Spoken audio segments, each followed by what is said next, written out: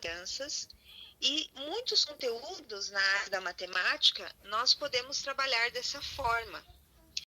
E isso nos leva a discutir com as crianças, trabalhar sobre a função social que os conteúdos têm. Então, nesse processo de ensino-aprendizagem, sempre a melhor ferramenta do professor é o diálogo, é a troca, é a interação dentro do que ele esteja trabalhando. Por isso que no material da disciplina, no e-book, eu fiz a seguinte reflexão, que o ensino da matemática, ao trabalhar os conteúdos de forma mecânica, não leva à compreensão de conceitos, mas a cópia e repetição apenas, o que não irá favorecer o desenvolvimento do raciocínio lógico das crianças e nem a capacidade de análise e leitura da situação. Então, isso é muito importante nós termos em conta, não só para o ensino da matemática, mas como estamos falando dessa área, que é uma área, assim como as demais, mas é uma área muito importante no conteúdo, no currículo da escola, no currículo institucional, nós estamos abordando a área como com ferramentas que propiciem a construção da cidadania das crianças. Então, o professor, ele realiza conexões dos conteúdos curriculares com fatos da vida real e, muitas vezes, esses fatos da vida real são exemplificações que o professor irá trazer para a sala de aula, discutir com as crianças e demonstrar essa função social que os conteúdos da matemática possuem. Então, por isso eu exemplifiquei para vocês na disciplina trabalho, exploração com contas de água e luz, de gráfico, tabelas de jornais, os preços de produtos diversos, enfim, vários dados numéricos que podem aparecer em um texto jornalístico, por exemplo. Todos irão exigir uma leitura agenciada e, claro, né, nós temos que saber fazer essa leitura desses dados numéricos, matemáticos. Então, é uma exploração bastante interessante de se fazer com as crianças. Como que essas crianças veem essas informações que chegam até elas? Como que elas lidam com essas questões no seu dia a dia, no contexto familiar? Então, o professor, ao utilizar-se de maneiras diferenciadas, ensinar a matemática, os saberes matemáticos, a linguagem matemática, com recursos variados para abordagem dos conteúdos, propicia aos seus alunos um olhar mais amplo e mais próximo da cultura na qual as crianças vivem, o que pode resultar na transformação da maneira como as crianças se relacionam com esse meio e como também visualizam a matemática nas suas vidas. Então, para que o professor realize, né, essa abordagem ampla, essa abordagem interdisciplinar, como nós falamos, na disciplina, também material do para que essa postura diferenciada exista da parte do professor no momento do seu planejamento dos saberes matemáticos, dos conteúdos matemáticos, nós temos que ter em conta que esse ato de planejar, de ensinar, envolve toda uma gama de saberes e conhecimentos que fazem parte da formação desse professor. Então, existem teorias do conhecimento que irão embasar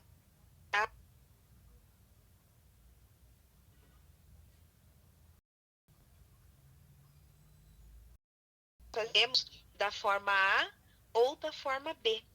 Se nós formos refletir mais profundamente acerca de quais teorias nós acreditamos para ensinar, quais teorias nós damos e acreditamos que sejam importantes para nós pensarmos o conceito de criança, o conceito de planejamento, o conceito de ensino, o conceito de avaliação.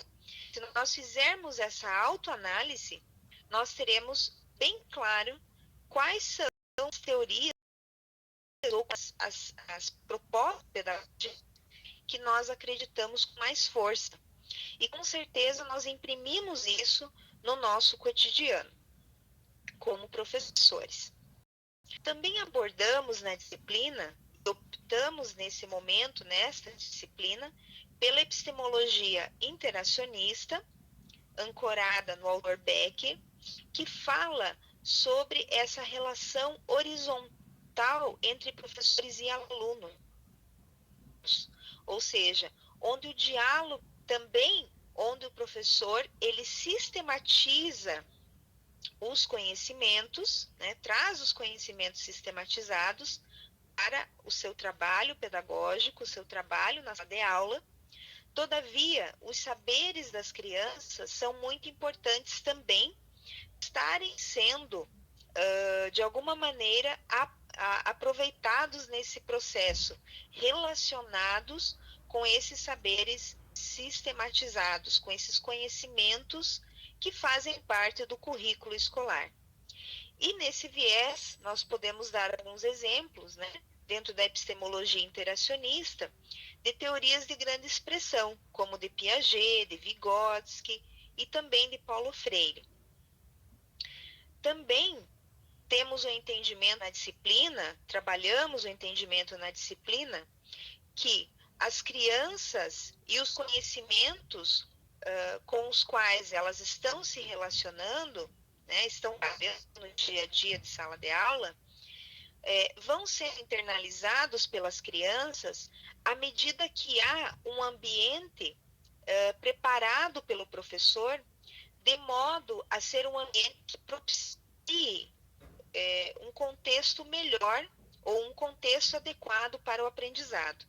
Então, é nesse contexto que o professor irá lançar mão de materiais pedagógicos, materiais concretos, exemplos do cotidiano das crianças. Então, que o professor irá desafiá-las com situações problema, que o professor irá questioná-las, irá ampará-las também nas suas hipóteses, irá discutir com elas essas hipóteses. Então, o trabalho para a área da matemática propicia o desenvolvimento dessas questões também com as crianças. E professores e alunos, eles elaboram conhecimentos quando há interação, quando há essa possibilidade de troca. Porque é nesse contexto, nesse ambiente de aprendizado, que eles buscam solucionar desafios, também buscam pesquisar, realizam comparações, levantam hipóteses e chegam a conclusões. Para a autora Garmes, por meio dessa epistemologia interacionista, enquanto forma de se atuar no ensino, o professor resgata seu saber, sistematiza os conteúdos, e tem de valorizar o que as crianças já conhecem. Então, nesse contexto, a abordagem dos conteúdos de forma lúdica também é um fator a ser considerado. Então, no nosso material da disciplina, no e-book, também em outros materiais que sugerimos, nós pontuamos que a abordagem lúdica dos conteúdos desde a é de importância, porque a criança ela tem uma natureza lúdica. É através do lúdico, da brincadeira, que ela, de alguma maneira, irá chegar à aprendizagem do conteúdo. Então, muitas vezes um jogo, ele contextualiza, ele ajuda o professor a contextualizar um conceito ou a contextualizar um conteúdo mais específico da área da matemática. Por isso que nós damos alguns recursos pedagógicos, como a história da matemática, que é uma importante compreensão simbólica dos números que temos hoje, né, do sistema decimal. Também, como eu disse anteriormente, os jogos e brincadeiras, que tornam-se elementos que possibilitam o desenvolvimento da criatividade, do raciocínio das crianças, da interação social, também da descoberta de vários conhecimentos em meio a situações que vão, de alguma maneira, facilitando o seu entendimento.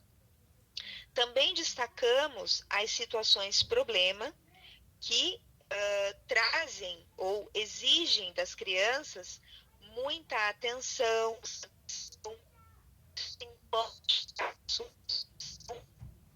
que traz também um viés de desafio, envolve situações que podem também ou não utilizar-se de números.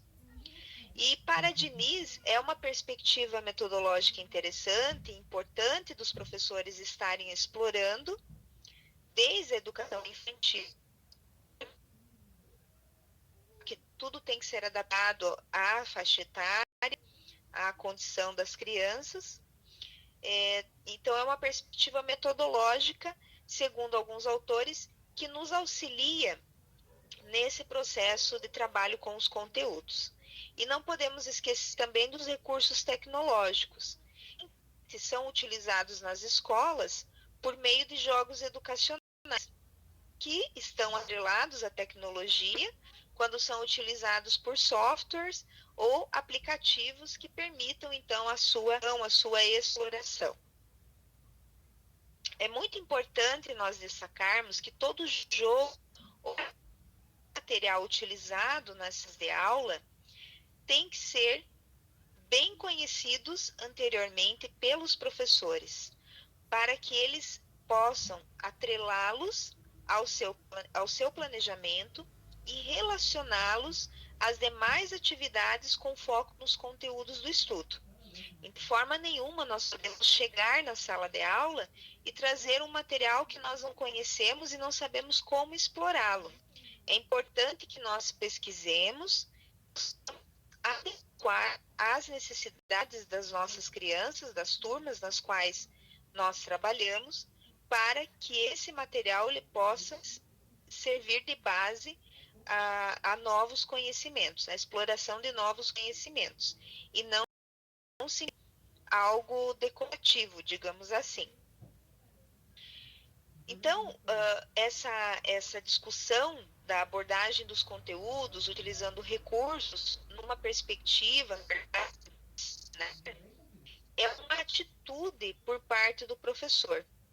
Então, para a autora fazendo, a busca do conhecimento também envolve a ousadia, pois faz a todos interagir, trocar, interatuar. Então, quando nós falamos nessa perspectiva interdisciplinar, nós também estamos falando no futuro do professor diante do planejamento, diante do trabalho pedagógico, relacionando diferentes áreas do conhecimento. E no caso da interdisciplinaridade escolar, as noções, as finalidades, habilidades e técnicas visam favorecer, sobretudo, o processo de aprendizagem, respeitando os saberes dos alunos e a sua integração. É crucial, então, que o professor considere o caminho não apenas o erro. Então, reforça-se que no ensino da matemática com crianças, é relevante que as mesmas realizem experiências concretas, estabeleçam comparações, possam construir seu conceito de número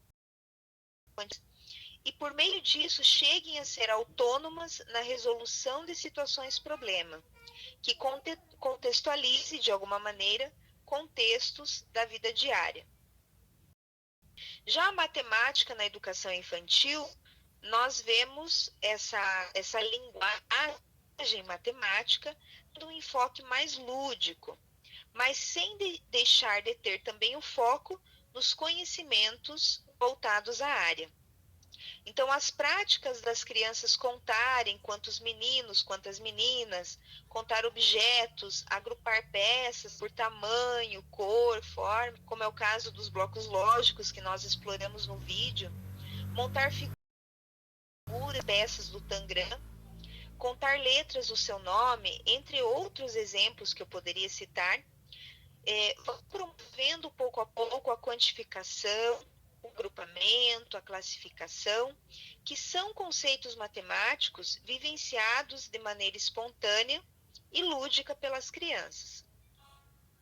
Quando falamos na avaliação, na área da educação infantil, no que se refere à linguagem matemática, nós podemos considerar todos os registros e produções das crianças como um apoio ao professor para esse acompanhamento do aprendizado das mesmas, mas sempre com esse foco formativo, de acompanhamento, e não com foco quantitativo. Então, nós podemos dizer assim, que os registros que os professores fazem, seu diário de aula, relatórios descritivos, a seleção dos melhores trabalhos pelas crianças realizados na área da matemática ou que tenham algum tema, algum conteúdo da matemática, são importantes de se ter uma visão global de tudo isso para que o professor realmente observe como está o andamento do aprendizado das crianças. Então, a avaliação na educação infantil, seja na área da matemática ou outra área, tem essa perspectiva formativa, de acompanhamento. Nós podemos dar continuidade às atividades, explorar também os jogos, as brincadeiras, utilizar-se da história da matemática.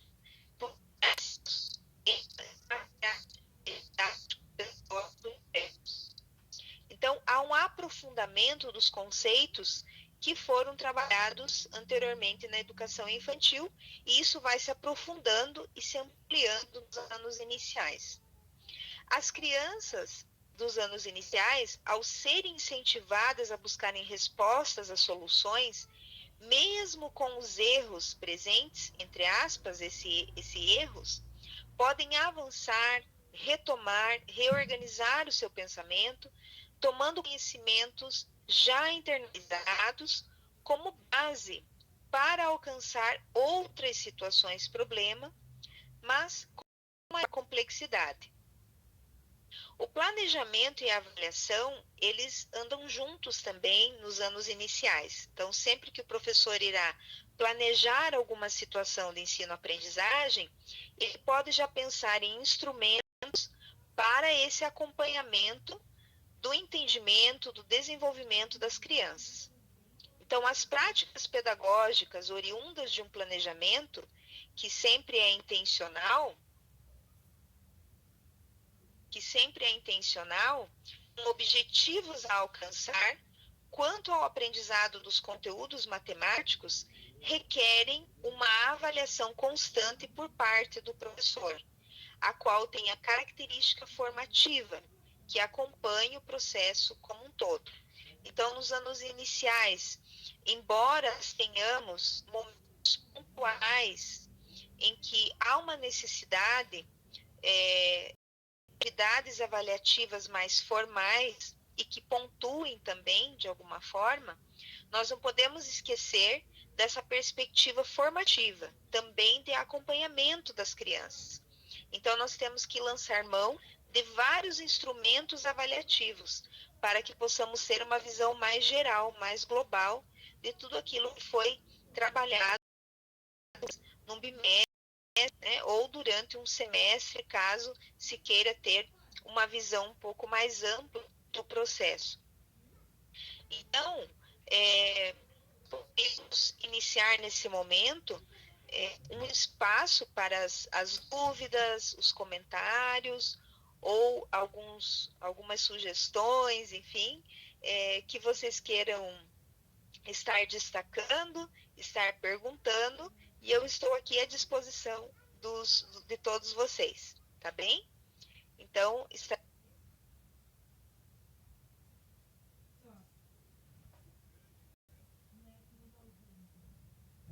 dessa textualização inicial que fiz na web. Pessoal, espaço aberto às perguntas. A professora está aí.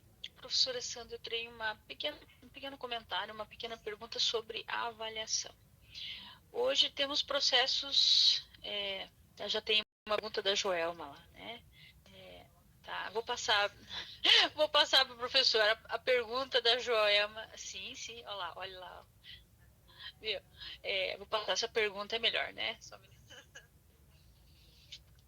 Não tem como fugir dessa pergunta, não é? Como está a prova? Muito difícil? Bom, estão rindo aqui. Bem, eu optei por essa prova que será realizada com vocês, né? Nos polos, enfim.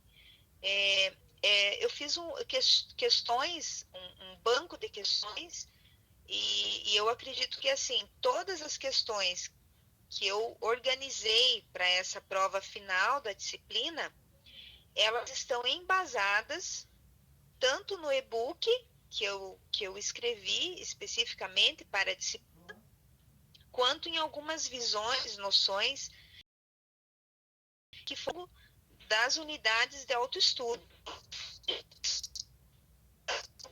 Questões que vocês têm plenas condições de responder, desde que tenham lido com atenção o e-book, tenham feito as atividades, tenham participado de alguma maneira, assim, com mais afinco da disciplina, né? Então, a minha...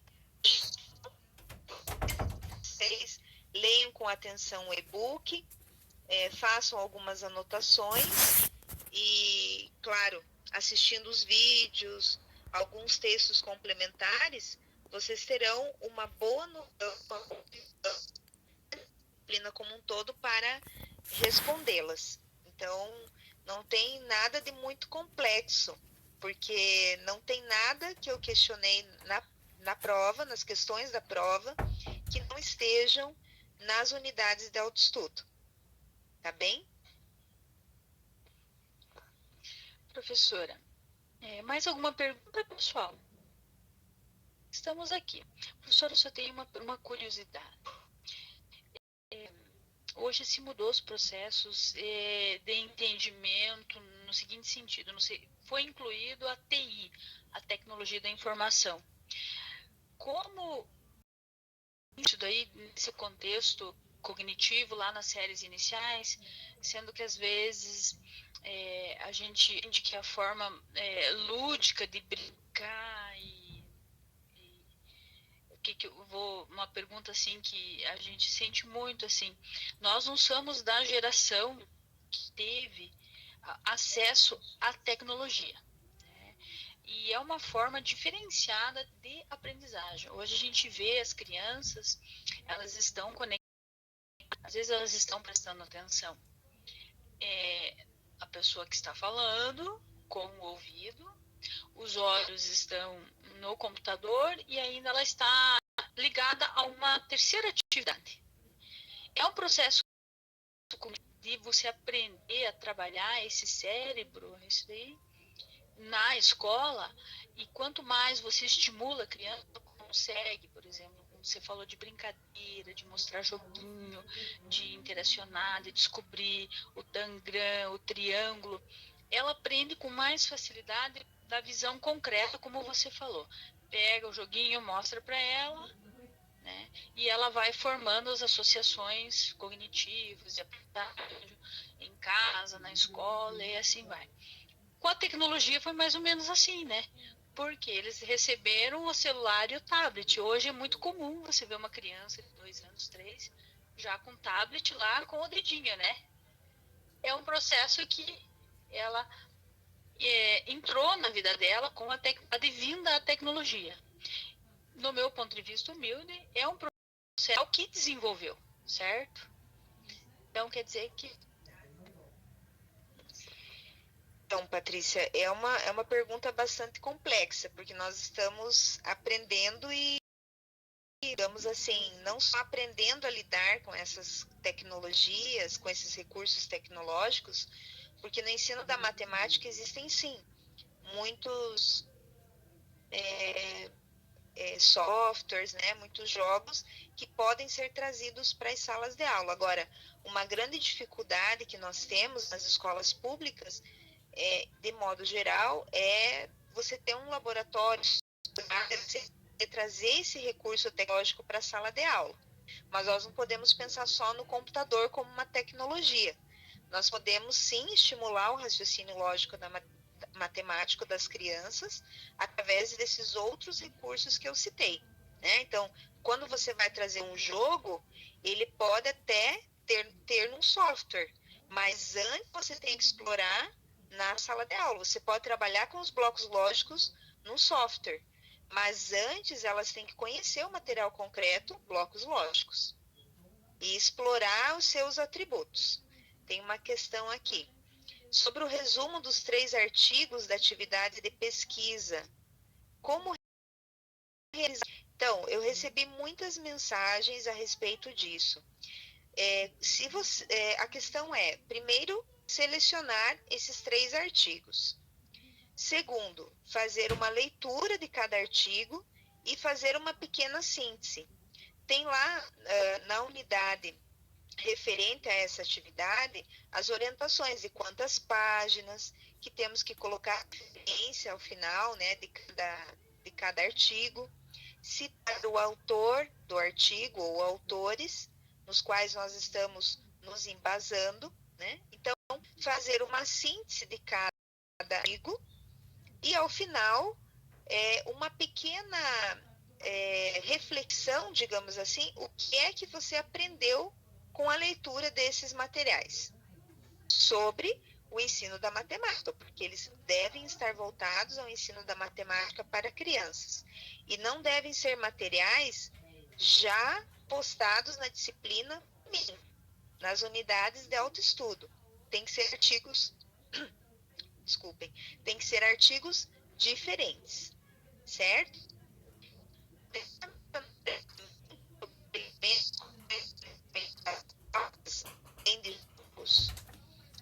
Os jogos são recursos. Quando nós falamos em planejamento, nós falamos nessa organização intencional em relação aos conteúdos. O planejamento envolve algumas questões que nós podemos refletir. O que eu irei ensinar? A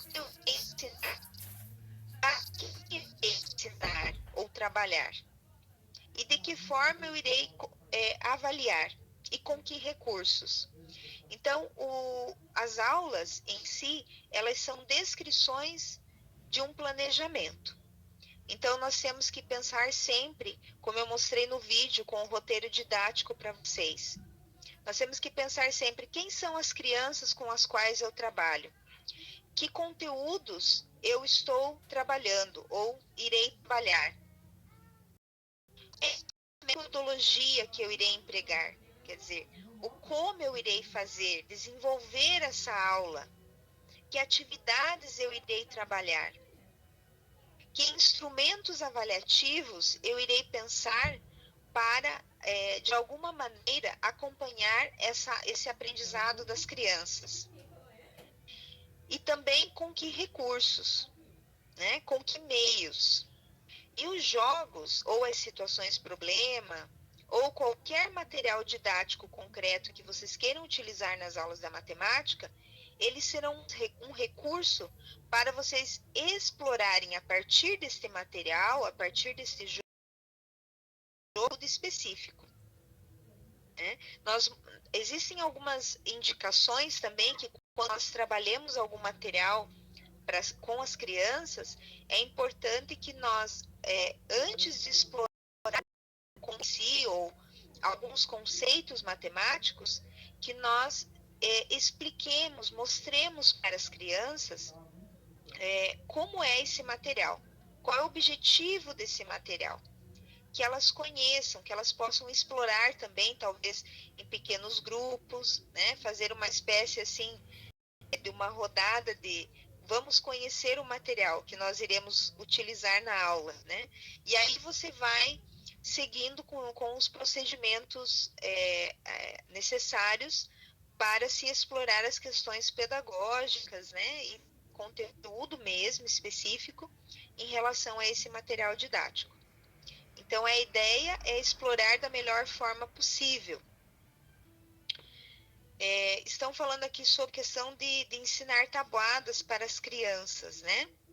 Então, muitas vezes a tabuada, ela era ensinada assim, de forma mecânica, né? Se dava a tabuada e simplesmente as crianças decoravam, como foi mais ou menos o nosso aprendizado, né? Hoje, os professores, eles trabalham com materiais didáticos, montam agrupamentos, né? Então, quanto é 2 vezes 2? Então, utilizam lá de feijões, utilizam de canudinhos para montar os agrupamentos, fazem relações com esse material e vão, de certa forma, montando essa tabuada com as crianças, de modo que elas entendam o processo, não só decorem o produto, né? Então, a ideia é entender com as crianças, fazer as crianças entenderem o mecanismo da tabuada, né? Como que nós podemos montar essa tabuada com as crianças.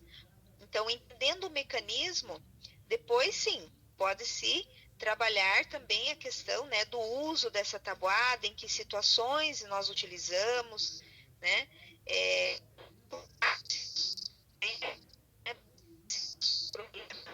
Que também nos ajudem a reforçar esse uso da tabuada, mas sempre de alguma forma contextualizada, né? Sempre de uma forma que nós estejamos utilizando numa forma prática as tabuadas, tá bem? Que são muito importantes de serem exploradas e internalizadas pelas crianças.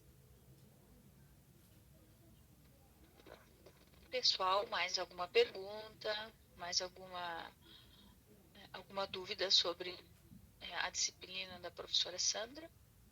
Estamos à disposição. Se não tivermos mais dúvidas, vamos encerrar.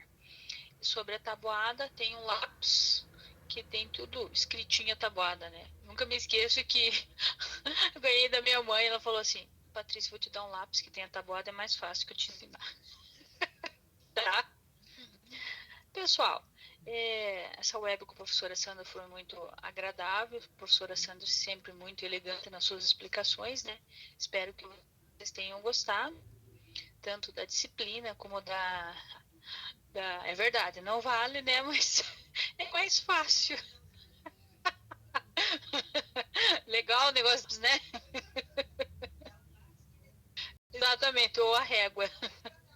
Não, a professora Sandra nos ensinou que existem processos concretos para o aprendizado. E isso é importante, né? Só um minutinho, tá? Vou passar pela professora Sandra, tá bom?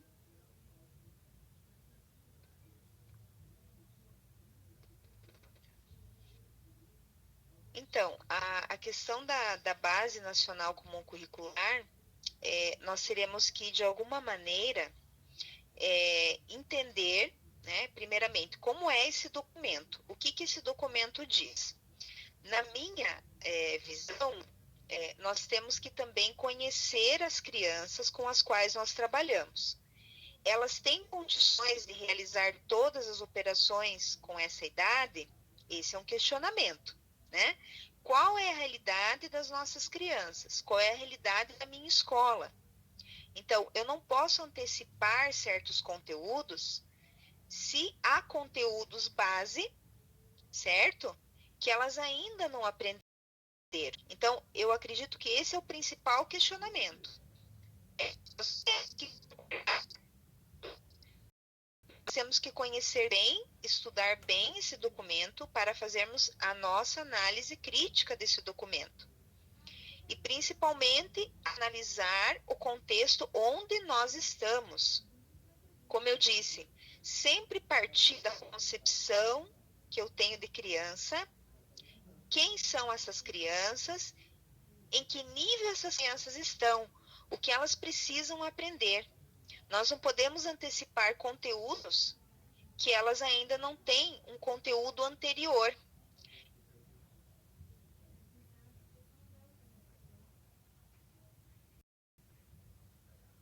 A construção do conhecimento se dá numa espiral.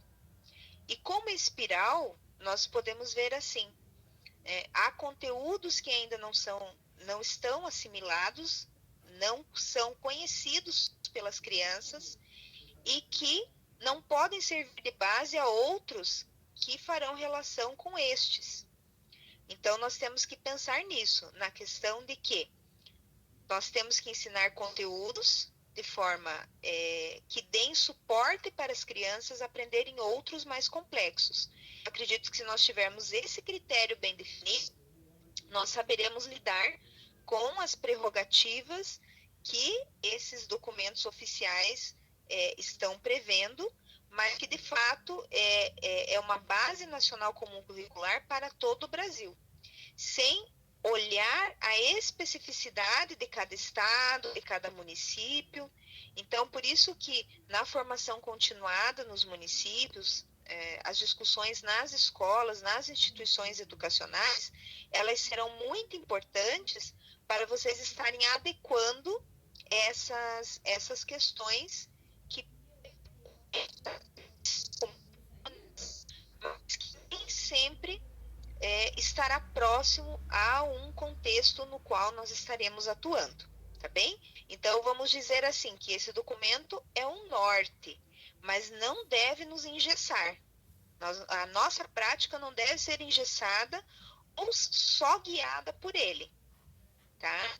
Nós temos que ter sempre essa análise, essa crítica e essa percepção do contexto no qual nós estamos atuando como professores.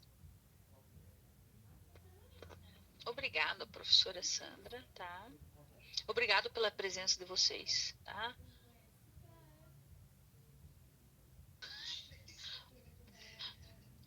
O meu era cinta, bem grossa.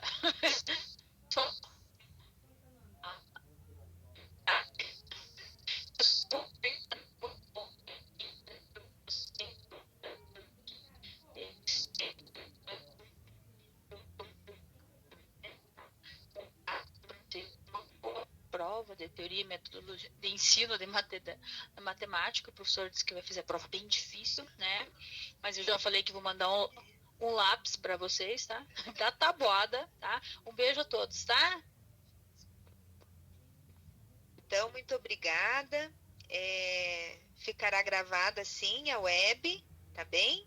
Essa contextualização inicial, a Patrícia está dando um positivo aqui para todos vocês.